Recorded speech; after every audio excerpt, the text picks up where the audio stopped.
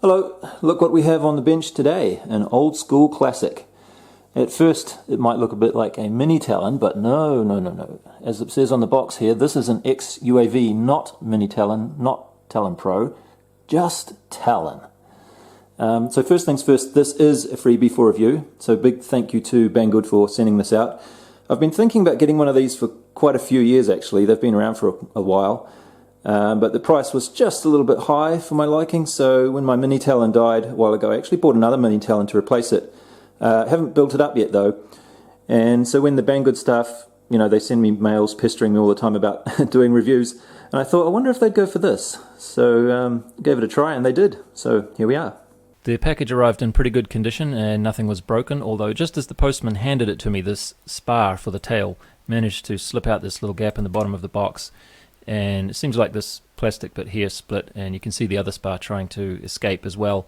So it must have wiggled its way all through this stuff to slip out the bottom, and kind of made me wonder if something like this might have happened to other people, those times when you hear people saying they bought something but such and such a piece wasn't included in the kit. So maybe this happens fairly often. But yeah, nothing was missing, and there were only just a few tiny little dings in the parts here and there, so that was quite lucky. Oh, what's that doing in there? This is, yeah, God was passing by the other day, so I took a photo. Just doing a dry fit here of the fuselage halves, and one of the first things that strikes me about this is that the size is significantly bigger. See here, it's easy to get your hand around for a good grab there to throw. This one, not so much. It's quite big and fat. It's about 14 centimeters side to side at this point. The other thing that made an impression on me is how huge the chord of the wings is. The span itself is not really so amazing, but just putting it next to the mini Talon here, that's like 24 centimeters or so there. But this one over here, I actually can't even measure it with this 30 centimeter ruler. It looks like it's about 32 centimeters across, and it's just massive. Looks like the only piece that's already installed when you get this kit is the tube for the rear spar there, and everything else you're going to have to glue in yourself. One nice point about a larger plane is that this hatch is going to be quite a bit larger than the mini Talon, so that's the difference in width there. It's also quite a bit longer too, goes a fair bit further back and further forwards. It still has that weak bit in the middle, so on the mini Talon I just let that break and then I put a piece of tape there. But I think this time, so it's like that, so that's definitely going to break, but I think this time I might try and reinforce that and prevent it from breaking. But this width here, at least if you have skinny hands like me, is wider than the critical distance of how skinny you can get your hand. So on the hole here I can actually get my hand in. I was going to go like that to put my hand in, but I actually don't need to. Look, I just squeeze it down and I can get my hand all the way in there like that, which should make things a lot easier to work on, because that was one of my peeves about the mini Talon, was it's hard to get your hands in there and plug things in, especially up this front section. Actually, if I put the camera down, I found I can get my hand all the way into that little hole there, like that. So even the tail seems to be fairly accessible for this one. Speaking of tail, there's a rather large 6mm spar for the tailplane. Seems a little bit overkill, but yeah, it's fine I guess. Doesn't sit quite flat down in there, so I might have to sand that groove a little deeper so that it goes right in. And there's also a little indentation on the control surface there, which looks like it's made for about a 1x3mm carbon strip to go in there, but they didn't include that in the kit, unless maybe that fell out of the box. And on the place where the tail goes in, there's a huge big hole here for the servo cable, so that's going to meet up with that. And I'm hoping that that will prevent the servo cable from getting glued in there, which was one of the problems I had with my mini Talon. I couldn't really get the servo cable out and replace it very easily. Yeah, see that gap there? I don't know if you can see it very well, but it's quite large. It looks like about the size of one of these things, so these should be easily insertable right through there to replace servos if you need to. Here's a one-side cutaway kind of a view. I wanted to show you this little bit here, how this fits together, because I watched quite a few other videos on YouTube about this plane and I couldn't find any that showed how this little attachment piece worked. So the way it works is the plastic of the dome gets glued into the foam there, into what is a very nicely molded groove here. They did a good job with that. and then you glue in a little piece of carbon fibre tube that butts up right against the plastic of the dome, and then it goes into one of these kind of sideways screw clamp things, and that works by having the thin end glued to this spar that goes all the way down there, longer on or whatever, and then the wider end will take this wider one and you can clamp it down from a screw on the outside, and it sits in there like that. So you just got to make sure you don't get glue around the front part of that by the looks of it. We also have a wheel assembly here that looks quite sturdy, but I'm not going to be using that. I like to try and set everything up as normal if I'm getting an item for review like this, so that other people can get an idea of what it might be like if they try it. But you've seen where I fly, and it's just really no point to having a wheel. I'm just going to be landing in long grass anyway, or maybe on stones if I'm not lucky, but there's no point to that. And after I've done with the review, I want to make quite a few mods to this plane, especially around the nose area. I don't think I'm going to be using this thing. From what I can tell, they're not too popular with most people, just they get scratched up and stuff. And I prefer the way the Mini Talon has sort of a platform on the outside to put cameras and stuff easier. And I'm also going to chop off this unsightly monstrosity of the front wheel here and make it nice and smooth bottomed like I did on my Mini Talon. And when I do that, I don't want to have pieces of plywood glued in there like that. Anyway, so the rest of it's pretty much the same as Mini Talon, I think. Yeah, this piece here, I don't think that's going to last very long. I think that lasted 2 flights on my Mini Talon, and then I had to replace it with a stronger version that I made myself. Everything else is the same. There's a little channel in here to take air in, which is quite nice, because this is one thing on the Mini Talon, I don't think you can really get any air into this area and out. Maybe I'm mistaken about that, but I don't think it had much cooling around there. But this one, the air will go on the top there, down here, so you could put your ESC in here. That would be a good place for the ESC.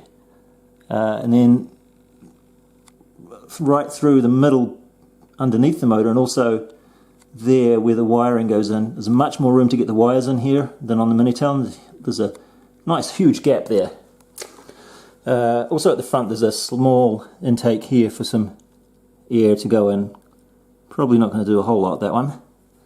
And here are the other things that come in the kit. There's some Velcro tape, screws and control horn thingies, and 3 Allen keys.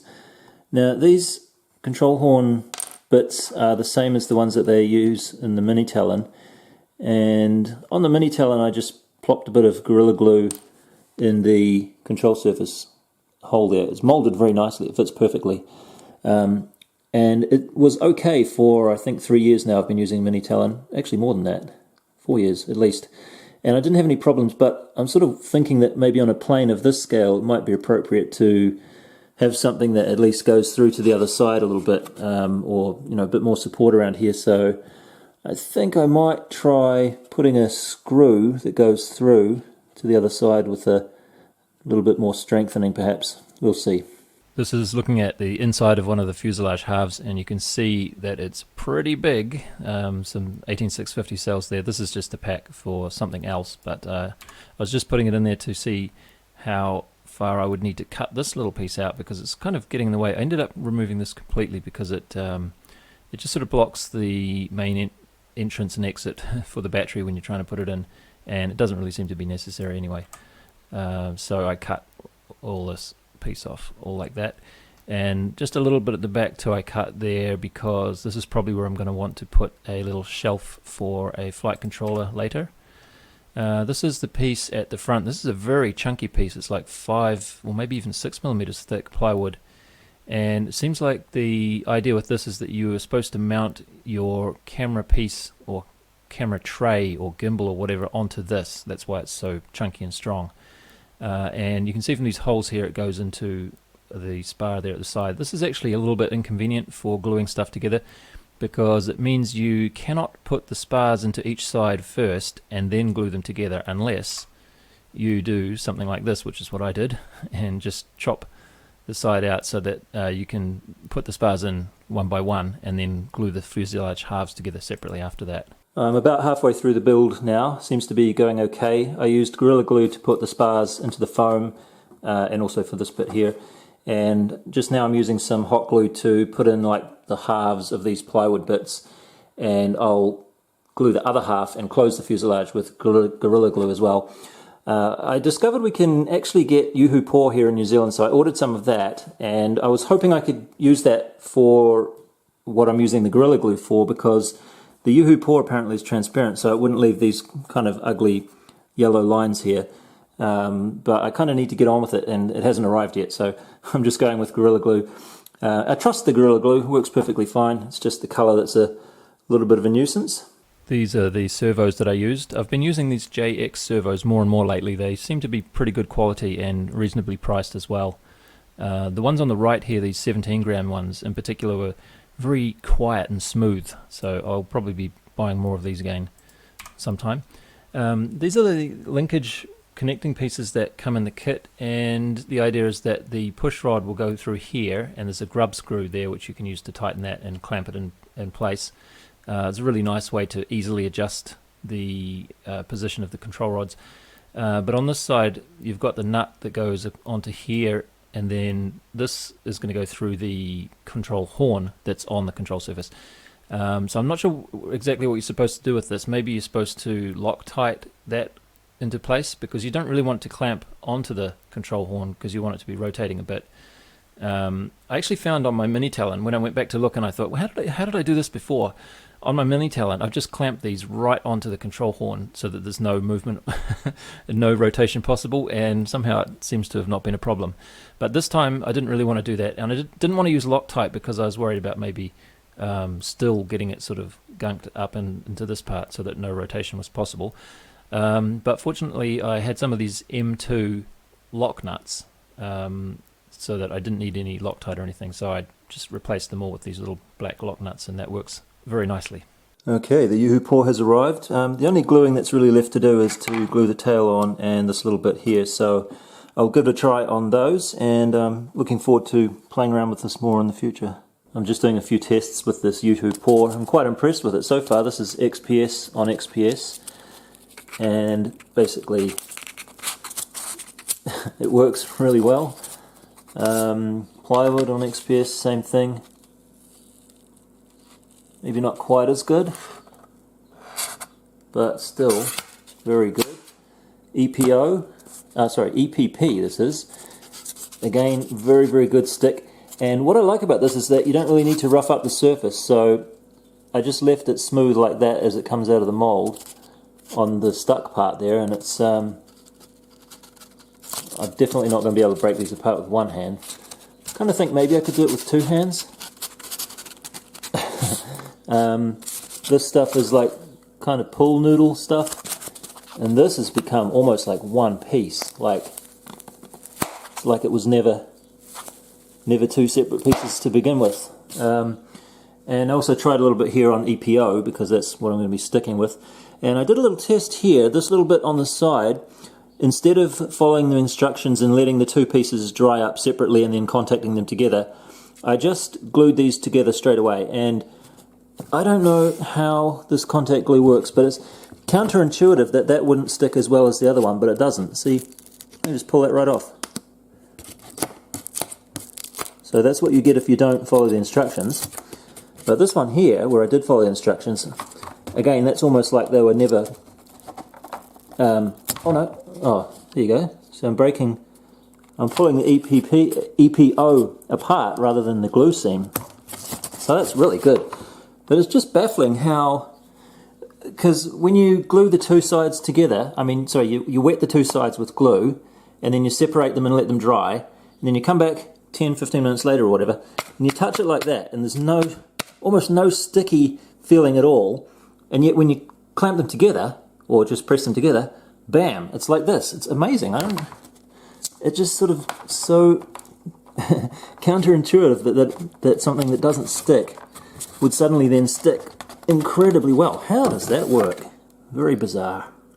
Well, I learned my lesson there. I was kind of wondering if the contact glue might make it difficult to slide this tail fin into the slot, because it would want to grab immediately.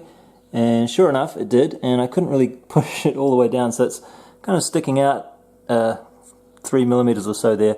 Should be fine for flying, but it's just kind of annoying that it's not sitting perfectly. Amazingly, the other side did go in perfectly somehow. Here's another situation where you probably don't want to use contact glue. These little pieces here, they actually get glued into that front piece there, so that you put some glue in there, but then as soon as you got to about this point here, if you're using contact glue, I think it'd get stuck. You wouldn't be able to push it all the way in. And now that the dome is on the front, I can't get in there to put CA or something else in there. So I think if I wanted to glue this in, I would be stuck with using Gorilla Glue in there and trying to maybe put some plastic wrap around here so it didn't actually get stuck on at the same time. But that seems a little risky, and since I'm going to be modifying this nose quite a bit in the future, I don't think I even want these pieces in here, or I don't even really want that plastic clamp bit in there either. So what I'm going to do is just put this on like that and use some packing tape to hold it in place just around the top of that seam there. Should be fine. Okay, all ready for the Maiden Flight now. I'm going to go with a 4S 10 amp hour battery. It's pretty heavy. It brings the total weight of the plane up to 2.4 kilos, actually just a little bit above 2.4 kilos. And the CG I've put at 10 centimeters back from the leading edge, which I think seems to be the consensus according to RC groups. And I'm going to put this Sbus Mixer thing on here. It's just with the GPS and open logger there, just to look at mainly I wanted to see the speed and the change of altitude, the rate of change of altitude, so to get an idea of the glide slope basically.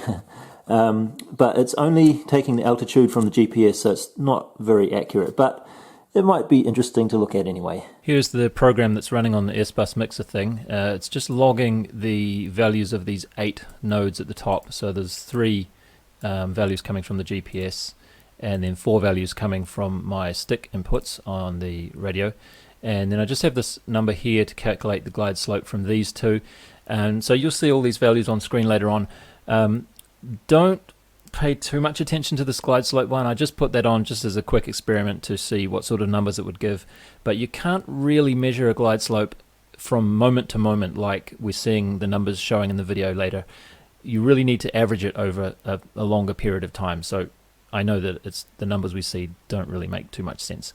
But anyway, for what it's worth, I'll let you see what they look like.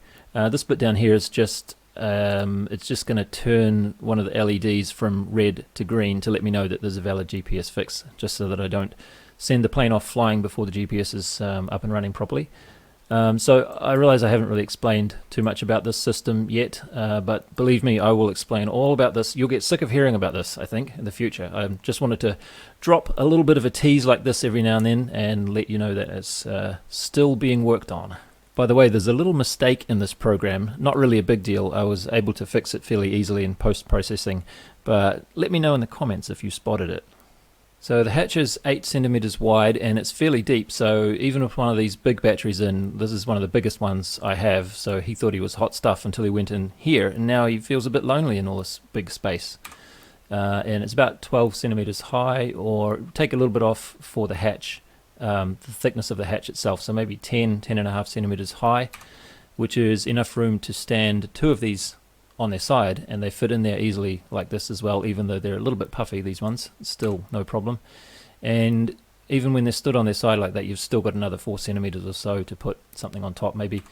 This is where those 2 would have to be if you wanted to meet CG, and they can actually fit under this plywood bit, so as long as your flight controller or whatever you have here doesn't go below the level of that plywood, these batteries could go even further back, and I guess you could just keep stacking them in until the plane was just too heavy to fly, but there's plenty of room inside there. Why is this photo here? I seem to be mixing these photos up again. This is from after the flight, so this is one of those 4S 10 amp hour batteries after 40 minutes of flying. So it's about halfway, not quite halfway, so you could probably do another 40 minutes maybe if you wanted to push this battery. So this is the weight of that battery just by itself. This is again after the flight, so I forgot to weigh the battery before when it was fully charged. So that's the plane. That is with the... Oh, this is just the plane with no battery.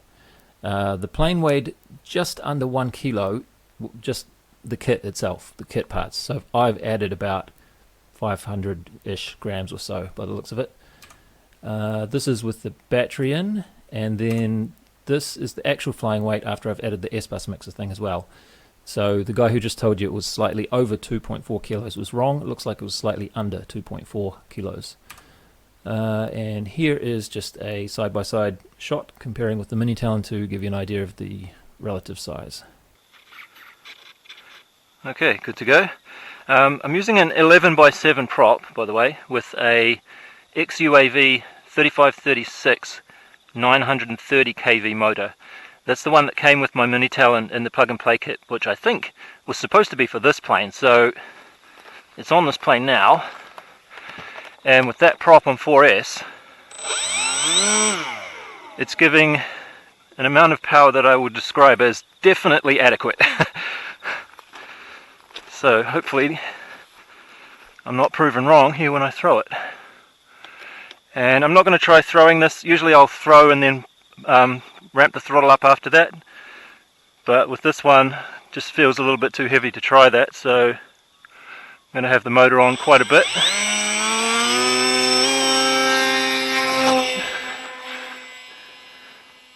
Look at that. A little bit wacky right at the beginning there, but almost not really needing any trim. Yeah, let's... Oh no, it needs... Oh, it's quite sensitive on the pitch. Glide.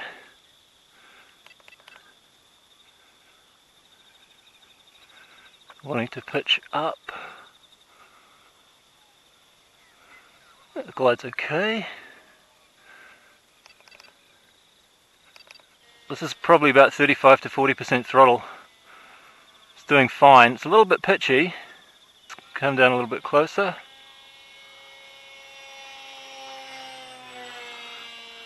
It's a bit faster than I thought. Back off the throttle even more. See if this is a little bit more of a relaxed pass.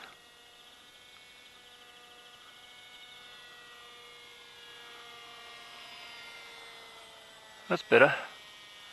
I wonder what that current is, because that feels good for like a long cruise.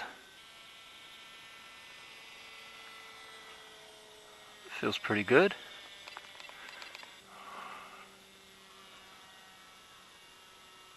There we go, that looks pretty good. Yep, that looks pretty good to me. Prop is freewheeling. Not sure if that really matters. It's a fairly high pitch prop, which I discovered in my experiments last year that you actually probably don't need to brake a high pitch prop that much. Okay, a little bit of rudder in this turn. Still gliding. Let's push my luck, see if I can... Oh yeah, no problem.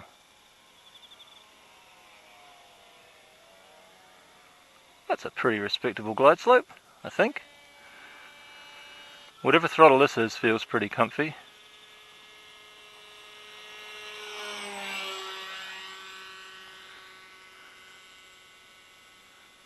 Actually no, I'm slowly losing height here I think, am I? No, I'm climbing, I don't know. Yeah, I think this is a sustainable throttle.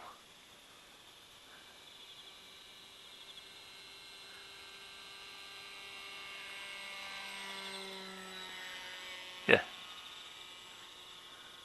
Okay, motor off. See if we can glide here.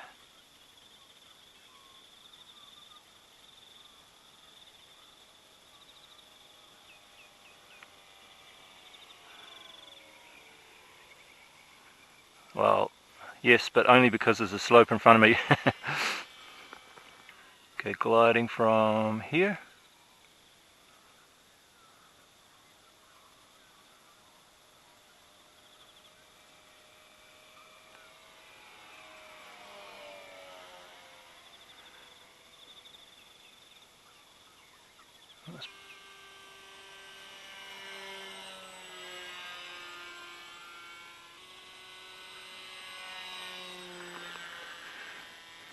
Okay, rolling off the throttle here, gliding, and then pulling back on the stick, slowly. Okay, that's full back on the stick. Dropped the wing. Dropped the wing and did a little twisty twist. Might just be a little tail heavy, I think. Okay, motor off, gliding, slowly back on the stick.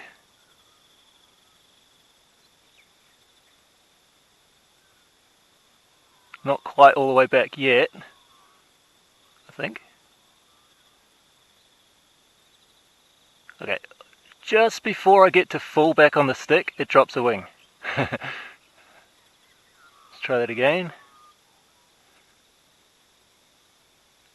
Yeah, I think it's a little on the tail heavy side. That's all that is. Glide past in front of me.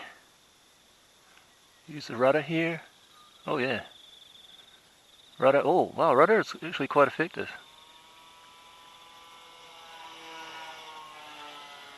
More than mini Talon, I think.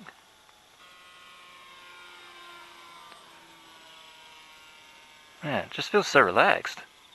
Okay, well, I'm having to move my pitch stick in like fractions of a millimeter to control this, so I might land here and bump up the expo a little bit and put camera on so we can get some footage.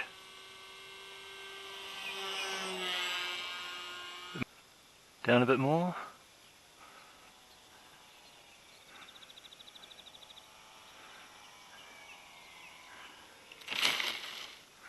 Okay, pretty much exactly where I was trying to land. This is how much I was moving the pitch too. Like about that much. So definitely CG needs to go further forward. So it should be perfect just by sticking a camera on.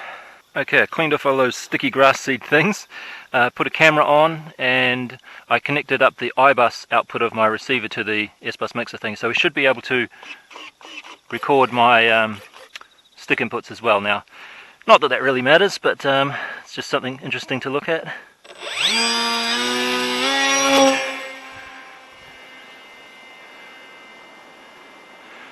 I'm going to have to practice that launch, I think, because it's hands off, pitching up a bit. Yeah, I'm going to have to practice that launch because I'm kind of relying on the hill here at the moment, which is not too great. Let's get back into that cruise throttle. So whatever throttle this is here, this is just no hands at the moment. Is it descending? Looks like it might be descending a little bit there. But whatever throttle this is, feels quite comfortable. Shit, getting a little bit far away there. That's okay, I can just see it still. Okay, hands off.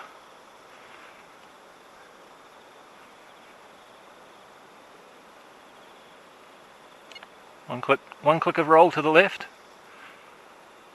And let's roll the plane to the left to avoid the tree. Straighten up. Straighten up a little more. There we go. Alright, so this throttle looks to me like about 35%. And it also looks like it might be descending a tiny bit. So maybe a little bit more throttle, like that. And a bit of turn around again, because man, it gets far away quite quickly. I wonder what the speed is there.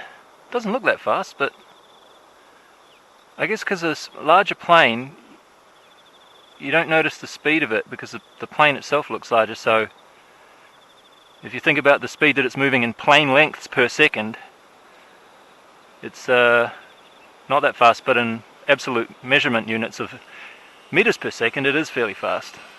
Does that make sense? Just seems to get away into the distance quicker than I would think. Anyway, let's bump up the throttle and see if it changes pitch in any way. Oh yeah, oh boy, whoa, holy shit. That was just a throttle change there. Glide. Glide hands off. What do we need to do? Pitch back a little bit, I think, maybe. Okay, hands off. I'm going to give it a couple of clicks of right yaw, because it seems to want to yaw to the left a little bit. This is just hands off all the way. Oh, you can hopefully see that. Alright, motor back on. Pitch up a little bit. Yeah, there's quite a lot of coupling between the thrust and the pitch, which I'm not sure if that's really a good thing, because, well, if you have an autopilot on, it should take care of it, but for manual flying it's kind of a nuisance. So I'm having to push the nose down slightly here at this higher throttle. Yeah, see, it needs a totally different trim here. If I let this go hands off at this throttle, which is just under 50%, it wants to climb.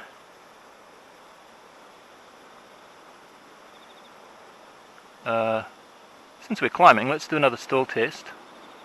Wow, lost a lot of height there. Damn. Climbing again. I'll just let it come back a little bit closer so I can see that attitude a bit better. And okay, glide, and pulling the stick slowly back more. Oh damn, it's directly overhead. I can't see the... Okay, so still wants to tip stall there. There was quite a lot of back elevator though. Gliding. Alright, well, you just don't let it get too slow then, I guess. We've seen that before, haven't we, recently? A little bit of rudder. Straighten up.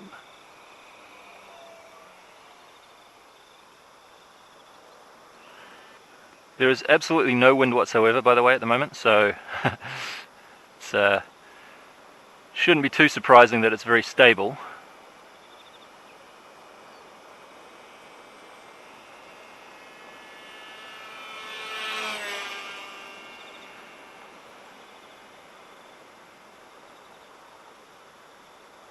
The pitch feels a lot more controllable now.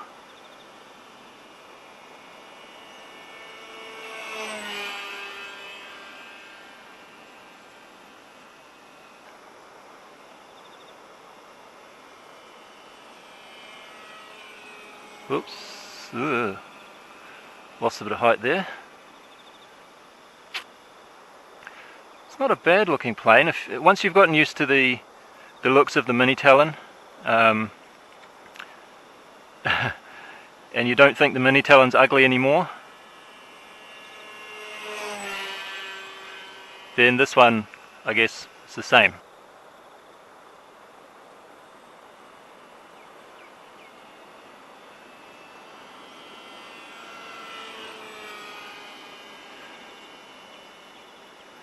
Seems to pick up speed very quickly with just a little bit of a dive. Although, I'm just judging that from the sound of the motor mainly, but I hope you'll be looking at the GPS speed there. So, let's see, if I'm going at a steady height here, and then I descend by about 8 meters to do a low pass, how much does the speed increase there?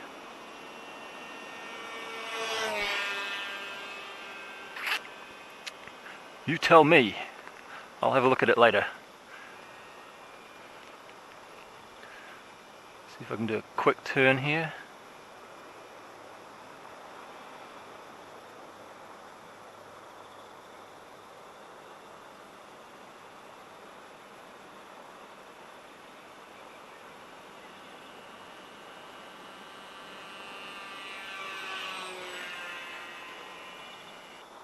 Alright, so from here we'll roll off the throttle, pull back on the stick, back, directly over top of me again, damn it. Okay, I've got the stick all the way back. Ah, no. I was going to say I was able to control the roll still, because I was for just for a moment, but then I lost it. So no, even at this weight, which I would consider to be fairly light still for this plane, 2.4 kilos, even at this weight it still can't fend off a tip stall. And right about here I'm feeling like it's going to stall too. So power back up.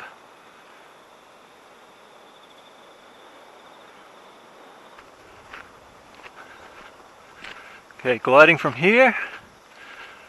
Last time I was able to do this, so let's see if I can do it again. It's going to have to come in almost at me.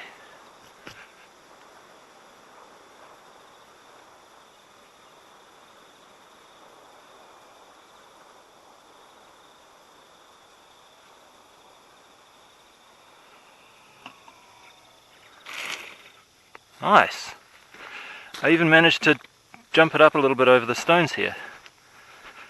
Very easy to land actually. If you just gotta like glide it from quite a ways back, you don't want the power on as you're approaching too much. And now I've got a whole bunch of these all over the plane again. Fortunately in the morning like this, when the grass is all wet, these just like brush straight off. But if you come out in the daytime, like after everything's dried off, these horrible sticky things get all over it. What to tell at the end, hey? Well, it's not the end really, it's more like the beginning, because you can't do a full review of a plane like this in just one video. You need to spend a lot more time flying it and try, different battery configurations and put autopilot on it. And I'm thinking I can get away with the smaller prop than that 11-inch one there too, so I'll try that. I might even try flying it on 3S with that prop, because it seems like it could probably do it. What else? I'm not sure if I'll try putting a camera in this. I've got the protective seal on there still to hopefully keep it from getting scratched. They're not making it very easy though, because there's not really a convenient way to get a camera to sit, at least not to sit in the middle of the dome like you'd probably want the camera to be. You could sit it on the floor there, easy enough, but that probably wouldn't get such a good view. Anyway, so yeah, look for more videos about this in the future. I'll definitely be putting an autopilot on it. And I think I might do some long distance, not so much distance, but time. Long time flights to load it up with batteries and see if we can do. I saw a video, Matthew Haskell I think it was, managed to get one of these to fly for 5 hours. So I guess that's my my point to challenge for. I don't know if I'm able to do that, but be interesting to give that a go. So as far as flying characteristics goes, it's very much like the Mini Talon, with the exception of it being actually more relaxing to fly somehow. I think the extra weight just makes it, I don't know, larger plane, more weight. Oh, and there was no wind today too, that was the other thing. So I really had a good time. That's what I mean about not being able to do a review in just one video, or at least not in one day anyway, because you need to get it into different weather conditions and stuff, don't you? The kit went together fairly easily. All the moulding very nicely done. The plywood pieces, some of them are a little bit bent, warped, maybe just from sitting for a long time perhaps, but no issues really. I kind of think the price is a little high. I'm sure they could, and there's a lot of foam here, but looking at other planes like the Buffalo FX79 and stuff, that's a lot of foam too. Less moulding though perhaps than this one. So I don't know. Yeah, it just seems a little expensive, doesn't it? But I think I'm just going to have to wrap up this video here and stop talking. And so thank you for watching, and see you next time.